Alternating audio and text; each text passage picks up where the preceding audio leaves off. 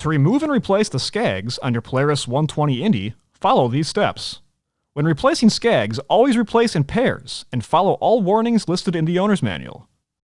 Park the snowmobile on a flat level surface. Safely raise the sled so the skis are at least 6 inches off the ground. Next, remove the 2 skag nuts and washers inside the ski.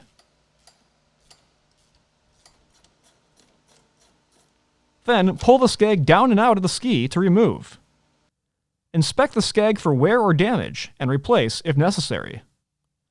Next, align the skag studs to the ski mounting holes and install the skag. Then install the washer and skag nuts. Torque the nuts to specification.